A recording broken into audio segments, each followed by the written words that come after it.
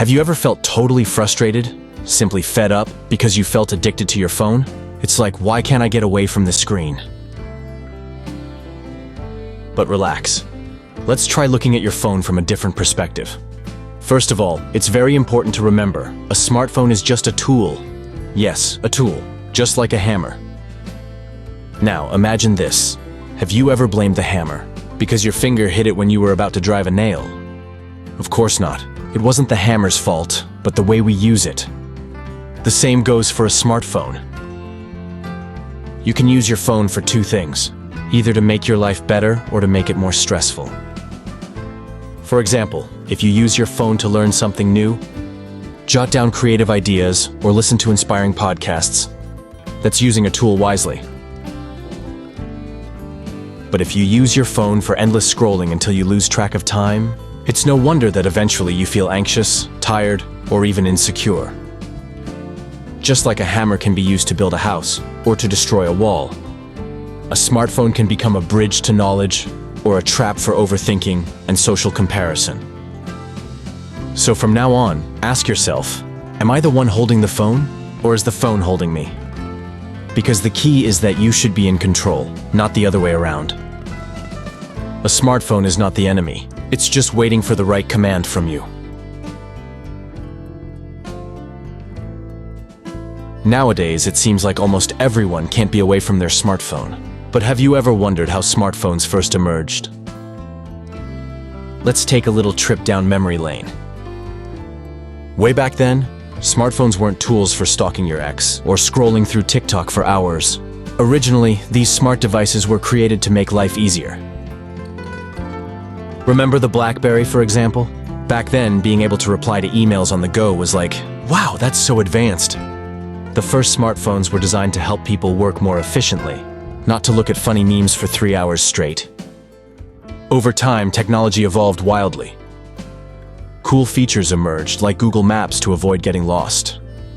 Email you could check while eating or lounging around, and super fast ways to search for information. Smartphones really became like loyal friends that help you with many things. But as with life, nothing is perfect. Over time, entertainment apps and social media started taking over. What was once a tool for work suddenly became a virtual hangout. From a productivity tool, it suddenly turned into a distraction.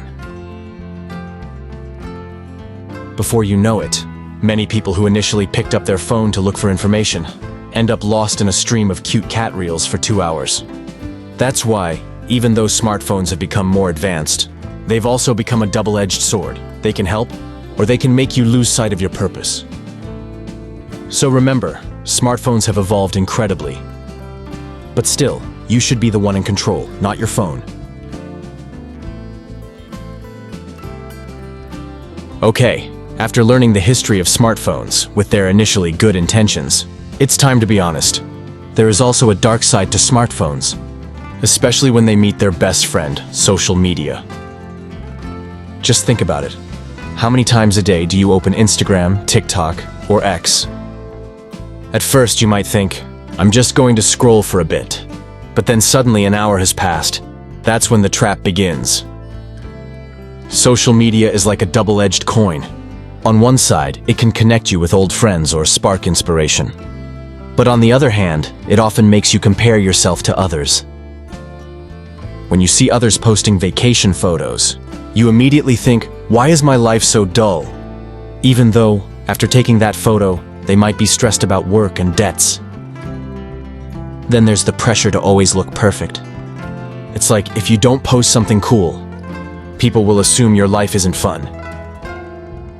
But life isn't always about being aesthetic, right? Yet because of social media, we end up competing to present the best version of ourselves, until we forget to be ourselves. And have you noticed that almost every gateway to the world of social media is through a smartphone? Before you know it, the phone that was once just a tool becomes a gateway to a world full of comparisons that ultimately make you anxious, feel inadequate, or even depressed. So it's not about being anti-smartphone or anti-social media, but it's crucial to be aware of how these things affect your feelings and thoughts. Because if you're not careful, what starts as entertainment might end up as a heavy burden on your mind. Now, let's admit it. Haven't you ever been shocked when you saw your screen time report? Like, huh? Am I really using my phone for 7 hours a day? Don't worry. Many people experience the same thing. But the issue isn't just the wasted time, it's also how all that time affects your brain. Did you know that spending too long on your phone, especially aimless scrolling, can damage important parts of your brain? Experts say that excessive screen time can reduce the brain's gray matter, which is responsible for regulating focus, emotions, and decision-making. No wonder sometimes after a long session on your phone, you feel anxious, have trouble concentrating, or get overly emotional.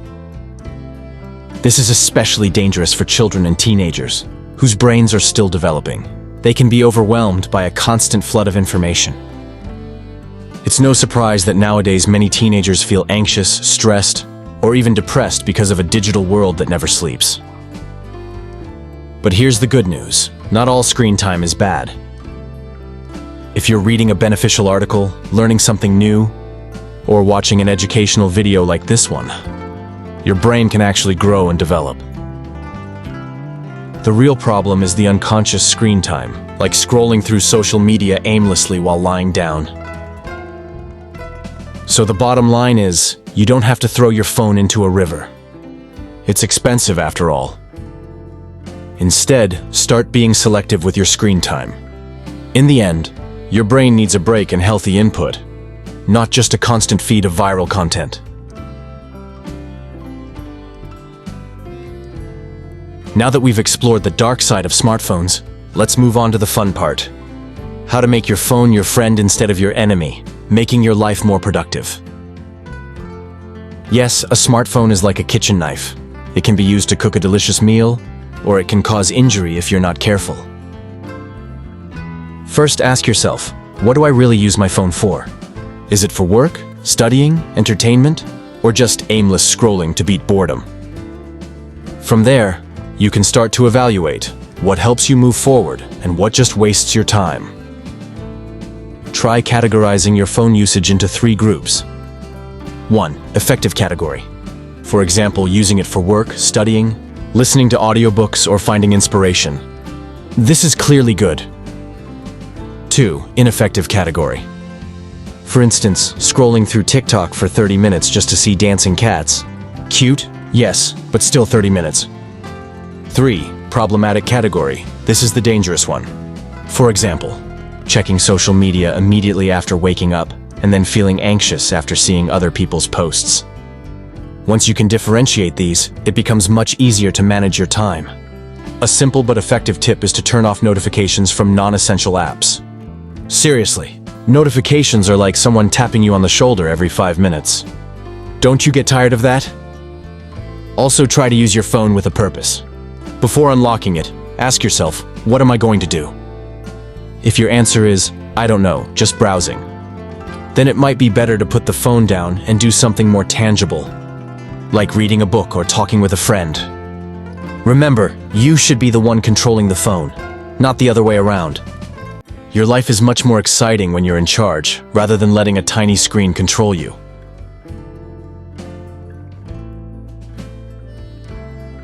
Aside from social media, there's now a new player on the scene: AI, or artificial intelligence.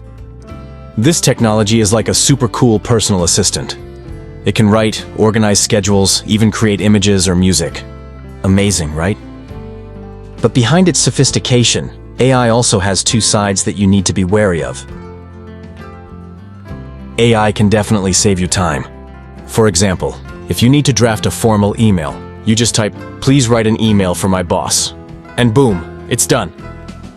Or if you need ideas for a presentation, AI is ready to help within seconds. But be careful. If you become too dependent on AI, your critical thinking skills might start to rust. Imagine if you let AI generate all your ideas, writings, and even important decisions. How will your brain develop? Don't let AI do all the writing while you just nod along. Additionally, AI brings up ethical questions. For instance, what if you use AI to complete your college assignments or write a paper? Does that work belong to you or to the AI? Heaven forbid, the AI gets the A grade while you're just watching from the sidelines. That's why it's crucial to preserve your human touch. Your ideas, feelings, and life experiences cannot be replaced by machines. AI can assist, but the final decisions must always come from you. In short, AI is like a kitchen knife. Yes, another knife analogy. It can make life easier, but it can also be dangerous if not used wisely. So, make sure you remain the chef in control, not merely a bystander following AI's recipe.